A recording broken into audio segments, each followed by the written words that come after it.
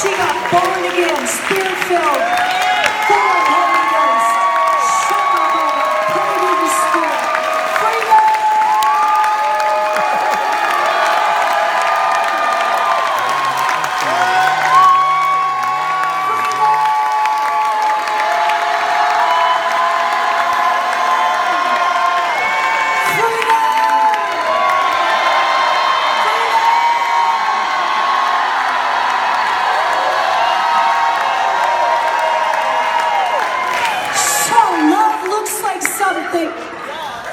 Love looks like something, and you're free to love in such a radical way.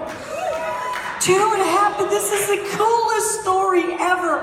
I'm in Red Deer, Canada, preaching in a ballroom, and some cowboys came, and I'm preaching in a ballroom. Sean Bolts was the other preacher. I'll never forget it. God called me to the Makua. It was so cool. It was 14 years ago, and the pastor said, "This is a ballroom. Do you understand? It's a ballroom. It's not a stable. It's a ballroom." They said, "There's some cowboys outside." I said, "What do you mean?" They said, "There's some cowboys." I said, "Okay." They said, "The cowboys want you to come outside." I said, "Okay." And I don't know, I guess I was finished with my message suddenly. Like, maybe I'll be suddenly tonight.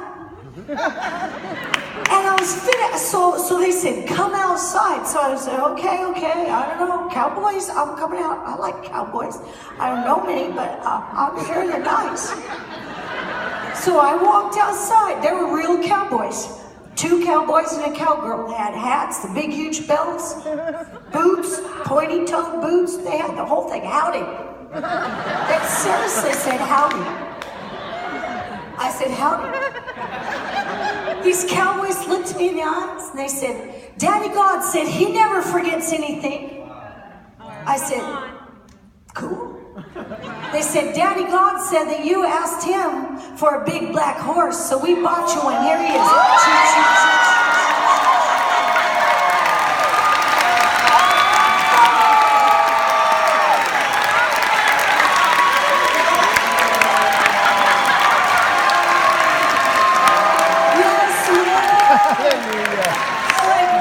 Seriously, they said, "Yes, God said to buy him for you.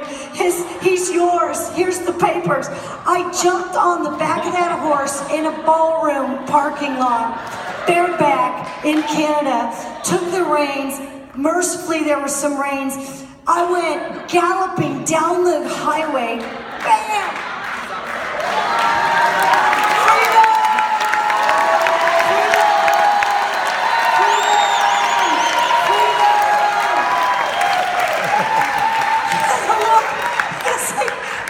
Just having a blast.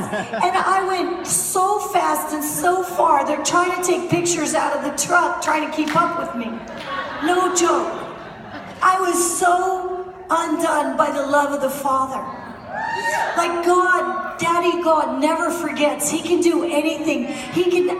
By then, Lord have mercy, it was probably 30 years later.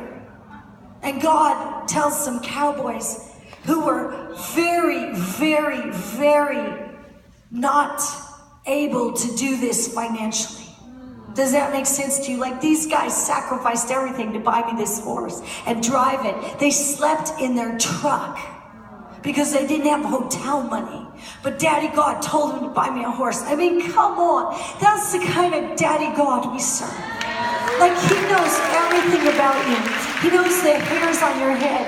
But there's something about forgiveness and walking in grace and mercy that moves the heart of God.